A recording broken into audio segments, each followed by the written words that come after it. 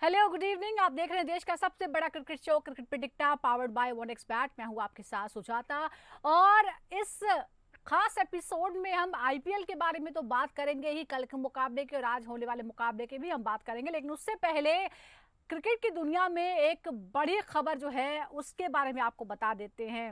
रोहित शर्मा ने test cricket से संन्यास का ऐलान कर दिया है। हालांकि कई दिनों से खबरें आ रही थी, पहले भी चर्चाएं हो रही थी कि वो कब तक खेलेंगे, वनडे कब तक खेलेंगे, टेस्ट कब तक खेलेंगे। चैंपियंस ट्रॉफी के दौरान भी इस बात की चर्चा हुई थी, लेकिन तब उन्होंने तमाम चीजों को खारिज किया था। पर कल शाम को अचानक उन्होंने टेस्ट क्रिकेट को अलविदा कहने का ऐलान कर दिया और उसके बाद तमाम जो उनके साथी हैं, जो उनके टीममेट्स हैं, उन्होंने भी उनके लिए संदेश दिया और तमाम जो फैंस हैं उनके जहन में कई सवाल भी खड़े हो गए कि आखिर ऐसे मौके पर यह फैसला क्यों लिया गया है। टेस्ट जिसे सबसे मुश्किल फॉर्मेट कहा जाता है उसे संन्यास लेने का ऐलान कर दिया है। वनडे वो खेलते रहेंगे और इससे ये उम्मीद भी है कि शायद वो वनडे पर फोकस करने के लिए ही उन्होंने ऐसा फैसला लिया है। वनडे वर्ल्ड कप वो खेलना चाहते हैं। इससे पहले T20 से संन्यास ले चुके हैं, टेस्ट को भी उन्होंने छोड़ दिया है। कुल मिलाकर 67 टेस्ट उन्होंने खेले, 4301 रन बनाए, 12 शतक, 18 अर्धशतक इसमें शामिल हैं। टेस्ट में उनका औसत रहा 40.57, यानी अब टीम को जब जब उनकी जरूरत टीम को पड़ी है तब तक उन्होंने मोर्चा संभाला।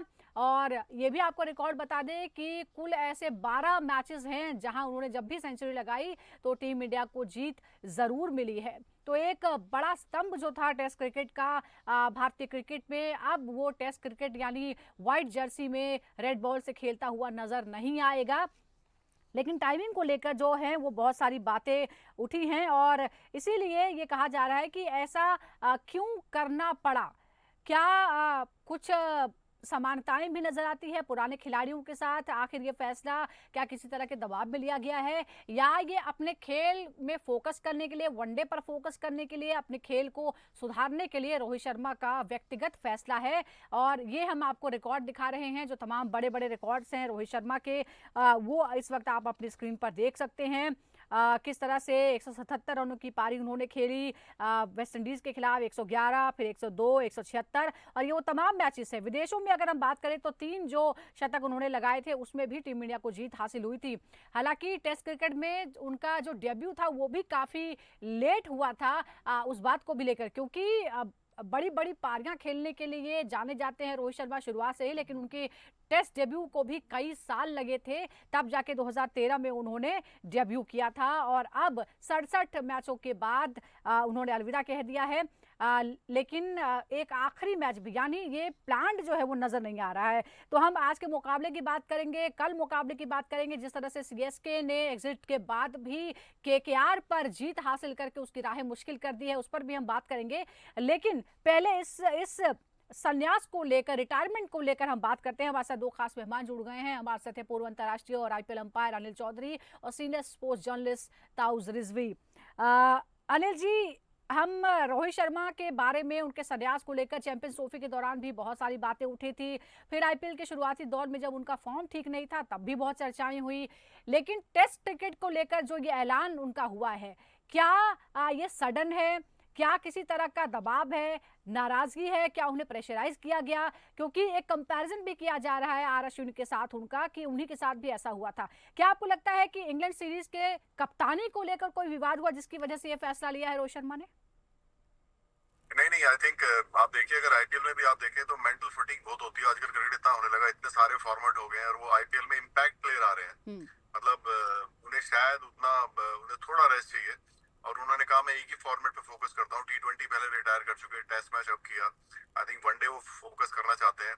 ये जो आपको बता दूं मैं, जो क्रिकेट होती है, ट्रैवलिंग होती है, जान ले लेती है आदमी की। जो लोग खेलते हैं, जो इस फील्ड में, उनसे पूछिए, जब वो बैग बांध के अगले दिन भागना होता है, ये पूरी लाइफ निकल गई, मैं 20-25 साल से है, वो बहुत थक जाता है आदमी। मेंटली थक जाता है, फिजिकली तो ठीक है, वो तो अलग बात है, बट मेंटली इतना थक जाता है कि आदमी को रेस्ट की जरूरत होती है।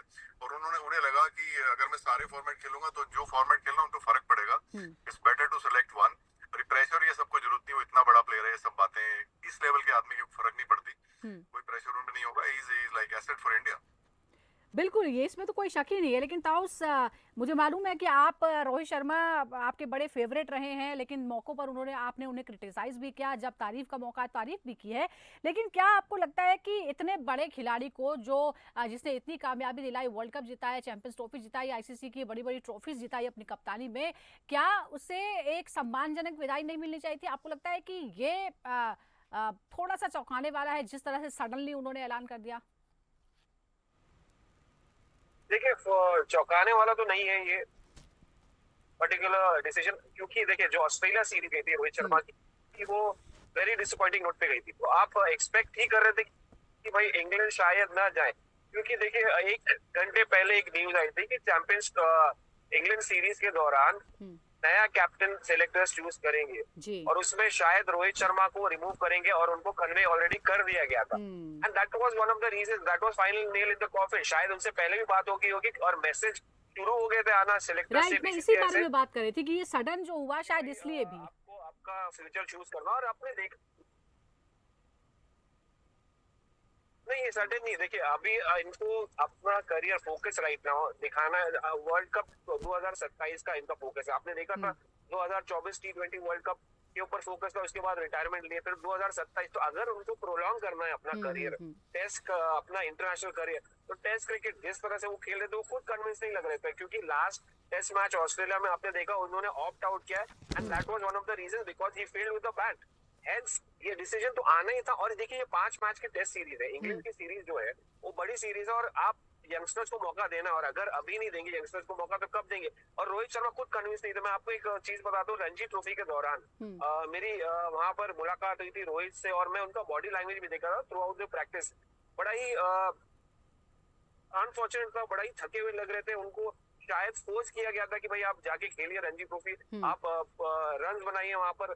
फिर वो कोई मकसद नहीं था क्योंकि सीरीज तो खत्म हो गई थी, मगर आपको वो एफर्ट दिख रहा था। तो मुझे लग रहा है कहीं ना कहीं तभी डिसीजन आ गया था उनके मन में कि भाई वो इंग्लैंड नहीं जाएंगे और फोकस करेंगे 2027 और के बिल्कुल, वर्ल्ड और कप पे। शायद एंड ये आई जो बिलीव मौका दिस इज था द जब राइट इस तरह डिसीजन। की खबरें आई कि उन्हें कप्तानी नहीं दी जाएगी अगर वो जाएंगे भी, तो शायद तब उन्हें लगा कि अब फैसला करने का वक्त आ गया। और जब आपने यंगस्टर्स की बात की है, तो जब रोहित शर्मा खुद यंगस्टर थे तब उन्हें टेस्ट में मौका नहीं मिला था और बहुत लंबा इंतजार उन्हें करना पड़ा था। 2007 से उन्होंने खेलना शुरू किया था, 2013 में टेस्ट डेब्यू उनका कराया गया था। अनिल जी, क्या आपको लगता है कि जब उनके उसी दौर के खिलाड़ियों के साथ जब कंपैरिजन किया जाता है, रोहित शर्मा का विराट कोहली के साथ कंपैरिजन किया जाता है, तो यहाँ ये भी हमें ध्यान रखना होता है कि अगर उन्हें पहले मौका मिला होता, जो सबसे बड़ा फॉर्मेट है क्रिकेट का, टेस्ट क्रिकेट का, तो शायद वो कहीं ज्यादा अचीवमेंट्स उनके नाम पर होती।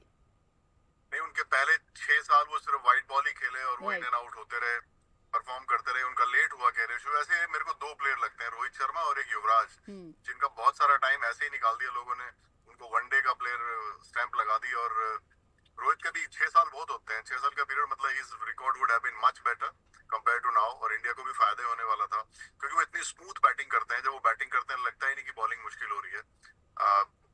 सच a fantastic batter he is. और रोहित को हाँ थोड़ा टाइम उनका बीच में चला गया, रेड बॉल देर से खेलने को मिली, पर अभी भी उन्होंने जो सर्विस की है, जो उन्होंने गेम दिखाया इंडिया को और बाकी लोगों को, बहुत बढ़िया है। तभी हम उनको याद भी कर रहे हैं। और ऐसा ही एक खिलाड़ी के साथ और हुआ था, युवराज, उनको भी टेस्ट मैच कम खिलाए।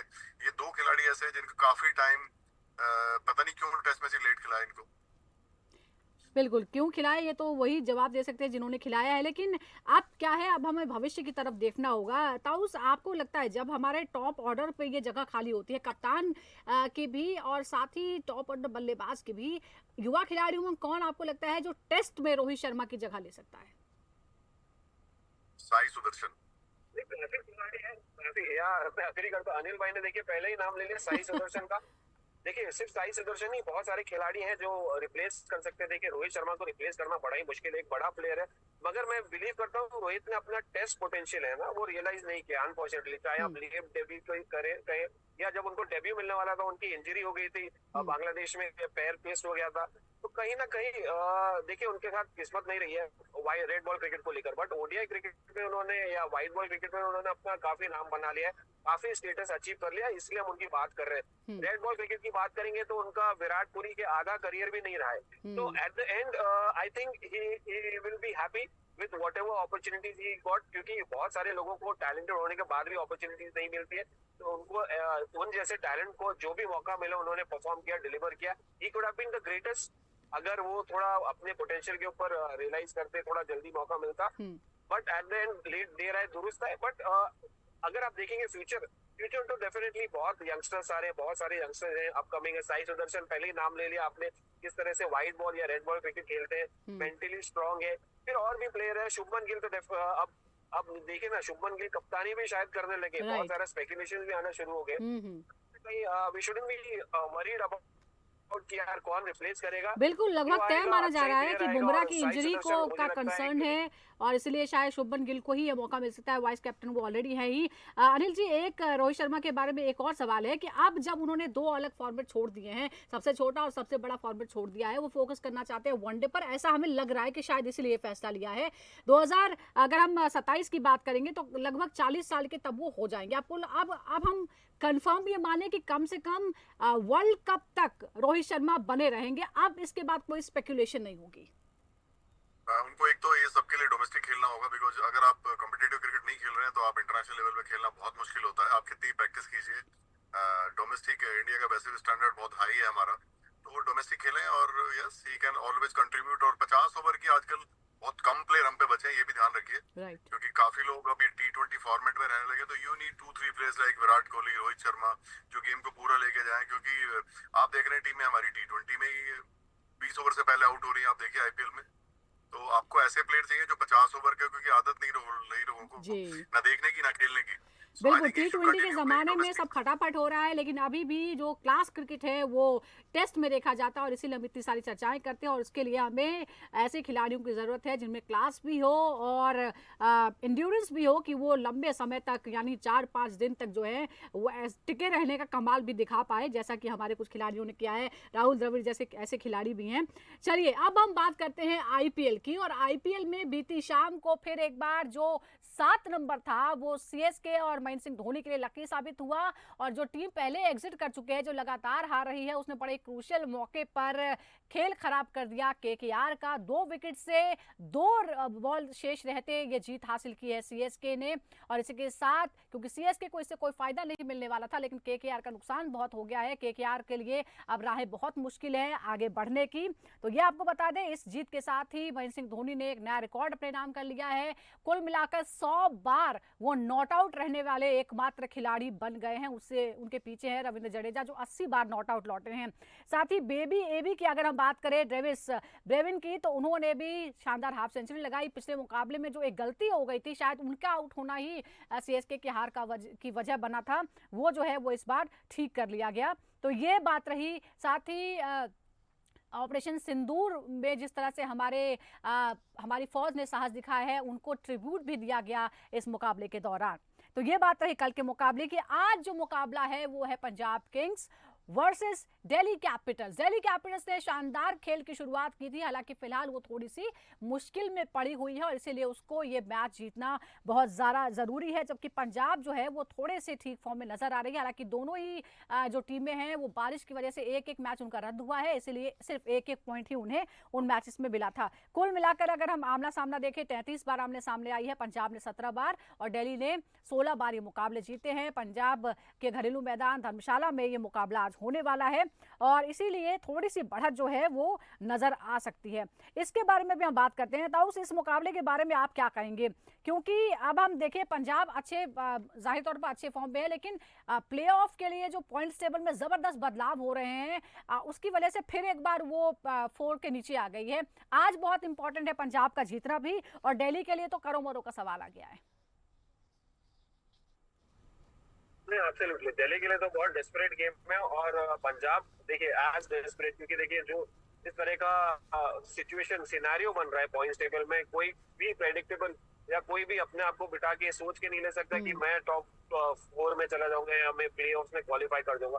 तो सारे के सारे प्लेयर्स, सारी की सारी टीम्स ऑन टूज हैं और they have to be consistent. और पंजाब के लिए अच्छा मौका है, अगेन पिछली मैच जो थी उन्होंने जीता 236 रन बना के एलएसजी के सामने और अपने होम ग्राउंड पे धर्मशाला पे, और एक और बार मौका है यहाँ पर दिल्ली को हराने का। देखिए ऑपरेशन सिंदूर की बात की आपने, वहां पर फ्लाइट्स क्लोज हो गई है मगर मैच ऑन है, एयरपोर्ट क्लोज हो गया है मगर मैच ऑन है। कहीं ना कहीं अच्छा मौका है बट अगेन बारिश हो रही है, पिछली बार की तरह भी बारिश हुई थी मगर मैच हो गया था।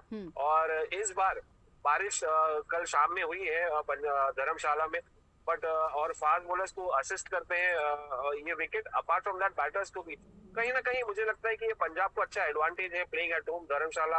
और उसके अलावा आपके मनोबल कॉन्फिडेंस बहुत ज्यादा बढ़ा हुआ है। बिल्कुल, एक मुकाबले एक अच्छे मुकाबले की हम उम्मीद यहाँ पर कर रहे हैं।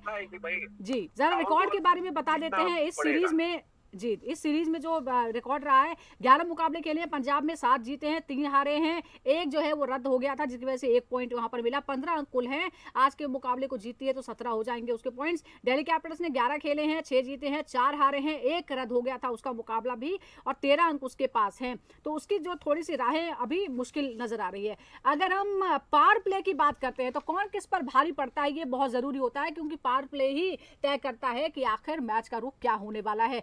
दिल्ली कैपिटल्स ने पावर प्ले में 11 पारियों की अगर हम बात करें तो 547 रन बनाए हैं, 22 जो है वो आउट यहाँ पर है, स्ट्राइक रेट 138 का रहा है। अगर हम 11 पारियां पंजाब की देखते हैं पावर प्ले के दौरान तो 648 रन, यानी जाहिर तौर पर 100 रन का फर्क जो है वहां नजर आता है, यानी पावर प्ले का अच्छा इस्तेमाल जो है वो पंजाब किंग्स करती हुई नजर आती है। अगर हम इसी दौरान बाउंड्री की तुलना करते हैं तो दिल्ली कैपिटल्स ने 69 चौके लगाए हैं, छक्के 18, 72 चौके पंजाब किंग्स ने और छक्के 34 लगाए हैं। छक्कों के मामले में डबल लगभग यहाँ पे नजर आती है। तो ये रिकॉर्ड हम दिखा रहे हैं। डेथ ओवर की भी हम बात कर लेते हैं तो दिल्ली कैपिटल्स ने डेथ ओवर्स में 35 चौके 19 छक्के लगाए हैं, तो पंजाब ने 30 चौके और 22 छक्के लगाए हैं। ये बहुत सारा डेटा है और बहुत ही बारीकी से इसे तैयार किया गया है, इसीलिए हम कोशिश करते हैं कि एक एक बॉल का एनालिसिस जो है अपने दर्शकों के पास लेकर आए। अनिल जी, अब हम देख रहे हैं कि शुरुआत के जो 5 मुकाबले हैं वो दिल्ली कैपिटल्स ने जीते और टॉप पर वो बनी हुई थी और लग रहा था कि दिल्ली कैपिटल्स इस बार ट्रॉफी उठाकर ही मानेगी। उसके बाद फिर से लड़खड़ा गई है दिल्ली कैपिटल्स और आज हालात ये हैं कि फिर से अब वो प्लेऑफ में जाएगी या नहीं जाएगी, उसके लिए उसे बहुत ज्यादा जोर लगाना पड़ेगा। क्या रीजन आप मानते हैं वो जो गड़बड़ शुरू हुई है वो किन वजहों से हुई है? एक तो देखिए उन्होंने कुछ मैचेस फिनिश बहुत खराब किए। उनके 2 या 3 मैच ऐसे हैं जो आराम से जीत रहे थे, बाद में एक मैच में रन आउट हो गए 3 लोग और भी बाद में फिनिश नहीं किया। और केएल राहुल पिछले 2-3 मैच से वो बात मतलब जो जिस काम के लिए जैसे शुरू किया था वो नहीं हो रहा। ऊपर से पिछले 2 मैचेस में आपके करुण नायर भी आउट हो गए, तो बैटिंग ही उनको प्रॉब्लम कर रही है। एक मैच तो उनको स्टार्क ने जिता के दे दिया, वो जो पावर सुपर ओवर वाली, तो वो मैच भी गड़बड़ हो गया था जो राजस्थान से था। तो यही रीजन है कि वो एज ए टीम थोड़ा गड़बड़ा गए पिछले कुछ मैचेस में, और ये शुरू हुआ है जब से वो रनआउट वाला मैच वो हारे हैं। उसके बाद से दिल्ली थोड़ी डिफरेंट हो गई, प्रेशर में आ गई। नहीं तो द वे दे स्टार्टेड हमें लग रहा था कि वो तो फाइनली खेलेंगे, और अभी तो प्लेऑफ की रेस बहुत मुश्किल हो गई है। और अगर आप बहुत ब्लंट उसमें पूछे तो मेरे को तो बहुत मुश्किल लग रहा है कि दिल्ली अब प्लेऑफ में जाएगी। ये बात सुनकर दिल्ली के फैंस बड़े निराश हुए होंगे, लेकिन जो मैंने अभी आंकड़े बताए हैं ताऊ साहब, ये देखिए पंजाब ने 72 चौके और 34 छक्के लगाए हैं, दिल्ली कैपिटल्स से कहीं ज्यादा वो कंपैरिजन में नजर आता है। खासतौर पर पावर प्ले में जो है वो बहुत बढ़िया खेल पंजाब ने दिखाया है और इसमें सबसे बड़ा जो योगदान है वो ओपनिंग पेयर जो है प्रभसिमरन और प्रियांश आर्या का है। हमने ये देखा है कि जिस दिन ये दोनों 40-45 के पास जाते हैं वो मैच जो है वो पंजाब ही जीतती है। क्या आपको लगता है कि ये सबसे क्रूशियल है, ये जोड़े भी और पावर प्ले में परफॉर्मेंस भी? One of the reasons why Delhi Punjab have been so successful, एक बहुत बड़ा रीजन है ये दोनों को लाइसेंस मिल गया है। ऑल गन्स ब्लेजिंग जाके अपना गेम दिखाओ, नेचुरल खेलो, एक्सप्रेस करो अपने आप को, और जिस तरह से ये दोनों ने किया है प्रभसिमरन और प्रियांश आर्या ने, इम्प्रेसिव, वेरी वेरी इम्प्रेसिव। और जिस तरह करते आ रहे हैं, आई मीन आई थिंक अब कोई स्ट्रैटेजी चेंज नहीं होनी चाहिए और उनको कंसिस्टेंटली लाइसेंस देना चाहिए कि भाई आप अपना नेचुरल गेम दिखाओ, और वही किया है। You know what, one of the reasons जो इनका फेलियर कर रहा है दिल्ली कैपिटल्स का, कि उन्होंने 6 बार अपने ओपनिंग पेयर्स को चेंज किया है। और केएल राहुल नाम लिए अनिल भाई ने, केएल राहुल की इन लीडर स्टेजेस में इनकंसिस्टेंसी, रन्स नहीं हुए, तो कहीं ना कहीं मुझे लगता है कि पंजाब का जो टॉप ऑर्डर जो आपने 32 चौके गिनाए और 36 चौके छक्के गिनाए हैं, इसमें यही रीजन है कि ये दोनों ओपनिंग पेयर और Shreyas Iyer at number 3, Shreyas Iyer at number 3, they have been fantastic. And इससे बड़ा क्रेडिट मुझे लगता है कोई है नहीं, बट ओवरऑल समवेयर और द अदर इनको काम करना पड़ेगा। अच्छा, तो ये सबसे बड़ा अपने फर्क bowling जो है पे। हमने यहीं पर ओपनिंग पेयर पे ही देख लिया है कि एक बार बार चेंज कर रहा है और एक ने पूरी तरह से छूट दे दी है कि पूरे भरोसे के साथ जो है वो ओपनिंग कर रहे हैं। काम अनिल करना जी, पड़ेगा अपने बॉलिंग पे। जी, काम करना पड़ेगा बॉलिंग पर। अनिल जी, क्या आपको लगता है कि इस मुकाबले में कोई गेंदबाज जो है वो एक्स्ट्रा खिलाना पड़ सकता है पंजाब को? क्या आप लगता है कि ये सही रहेगा दबाव बनाने के लिए? देखिए, जो जो धर्मशाला की पिच है और जो कंडीशंस है, मुझे पिछली बार लगा था कि बॉलिंग फ्रेंडली होगी, लेकिन रन वहां तो 200 प्लस बने जी। और बिल्कुल ही पिच अलग खेली। तो लेकिन किसको खिलाएंगे? स्टॉनिश है उनके पास जो बैटिंग बॉलिंग दोनों कर लेते हैं। मेरे को लगता नहीं, क्योंकि बैटिंग कमजोर कोई नहीं करेगा अब ये, क्योंकि बैटिंग डोमिनेटेड मैच होने वाला है इसमें। अब ये मैच नेट रन रेट का चक्कर भी रहेगा, तो मुझे लगता नहीं कि वो एक्स्ट्रा बॉलर ये खिलाएंगे। तो इनके पास वो अर्शदीप हो गया आपका, वो टॉल बॉलर है जो जॉनसन, वो हो गए, और स्टॉनिश है ना जो इनका वो करेगा। मुझे लगता नहीं अफगानिस्तानी बॉलर खिलाएंगे, क्योंकि जो पिच पिछली बार खेली वो अनलाइक धर्मशाला खेली, वो एकदम बैटिंग की तरह थी, और आई डाउट कि कोई चेंज करेंगे कुछ। और आज भी कंडीशन लगभग ऐसी है, वेदर भी एक ही जैसा यहाँ पर लग रहा है। यहाँ पर एक और सवाल यहाँ ये बनता है कि क्योंकि अपना मैदान है, यानी धर्मशाला का जो होम ग्राउंड है वो पंजाब का होम ग्राउंड है, यहाँ पर जो 14 मुकाबले खेले गए उसमें 9 बार पहली बल्लेबाजी करने वाली टीम जीती है। क्या इस बार टॉस जीतने में ये निर्णायक भूमिका होगी या फिर यहाँ चेस करना ही ठीक रहेगा? देखिए, अगर ये बारिश वाली बात आ गई, हाँ। तो फिर कोई भी टीम पहले खेलना नहीं चाहेगी। और हालांकि अगर बारिश का मौसम होता है और बादल होते हैं तो ड्यू नहीं आती, ये भी एक बात है। तो मुझे लगता है टीम बाद में ही खेलना चाहेंगी जो भी खेले, क्योंकि रात को ठीक है थोड़ा स्विंग हो सकता है, वो 4 ओवर तो वैसे भी होते हैं नई बॉल से। चेज करना is much much better, because आप कंडीशंस का पता होता है, और बारिश वाले मैच में तो चेज करना हमेशा बेटर है, क्योंकि आपका डीएल मेथड पिक्चर में आ जाता है, आपके ओवर कट हो जाते हैं, आपका विकेट ज्यादा होती है, वो एडवांटेज रहता है। मेरे ख्याल अगर रेन का थोड़ा भी इफेक्ट है तो बाद में बैटिंग करनी चाहिए, क्योंकि जो टीम पहले खेलेगी थोड़ी पिच में डैम्पनेस होगी। बिल्कुल, एक बार जरा आंकड़े भी दिखा देते हैं। जब हमने ओपनर्स की बात की थी तो प्रभसिमरन सिंह 447, श्रेयस अय्यर, प्रियांश आर्या की बात करें तो 347 रन उन्होंने बनाया। श्रेयस अय्यर जो है 405 रन वो बना चुके हैं। केएल राहुल इधर डीसी की तरफ से 381, अभिषेक परोल 262 और स्टब्स की बात करें तो 259 रन उन्होंने बनाए हैं। जाहिर तौर पर यहाँ पे आंकड़ा जो है और फर्क साफ दिखता है। अब हम जरा बैटर्स पर भी नजर डाल लेते हैं। श्रेयस अय्यर बनाम कुलदीप यादव की जो बैटल हमारे सामने, 42 गेंदे हैं, 64 रन, 2 बार आउट, 8 डॉट बॉल्स, 2 चौके, 4 छक्के जो हैं वो यहाँ पर लगे हैं। अनिल जी, आपने सुना श्रेयस अय्यर और कुलदीप यादव, हम देख रहे हैं कि दोनों ही जो हैं वो अच्छी लय में। श्रेयस अय्यर जो है वो भी अच्छे फॉर्म में हैं और अपनी टीम की जीत में बड़ा योगदान उनका है। कुलदीप यादव भी जिस दिन अच्छी बॉलिंग करते हैं दिल्ली कैपिटल्स डोमिनेट करता है। श्रेयस जिस तरह की बैटिंग करते हैं उनको स्पिन कोई दिक्कत करेगी मुझे लगता नहीं। उनको ऐसा कोई बॉलर जिसका पढ़ के बहुत शार्प जाता है वो शायद, क्योंकि बैकफुट पे रहते हैं। कुलदीप को बहुत बार खेले हैं, एक ही टीम के प्लेयर हैं, इंडियन टीम में साथ ही रहते हैं, तो वो जो इनकमिंग डिलीवरी है उसको उनको पता है। मुझे लगता नहीं कि श्रेयस अय्यर को प्रॉब्लम कुलदीप से होगी। हो सकता है कि कोई बॉल उनका तेज वाला उनको प्रॉब्लम करे तो करे, क्योंकि श्रेयस बड़े अच्छी फॉर्म में और उनको पूरा आइडिया कुलदीप कैसे बॉल डालते हैं। कुलदीप बाकी लोगों को दिक्कत करेंगे, श्रेयस अय्यर को नहीं। श्रेयस अय्यर को दिक्कत नहीं कर पाएंगे। एक और बैटल हमारे सामने है फाफ डुप्लेसिस, अर्शदीप सिंह। 47 गेंदों का एनालिसिस हमने किया है जिसमें रन बने हैं 56, 1 बार आउट, 18 डॉट बॉल्स है। ये जो है वो बहुत इंपॉर्टेंट है। 3 छक्के, 3 चौके लगे हैं, 119 का स्ट्राइक रेट है। अर्शदीप वर्सेस डुप्लेसिस की जो लड़ाई है इसमें क्या आपको लगता है, क्या इस खेल में डुप्लेसिस और डीसी को थोड़ा सा मुश्किल हो सकती है?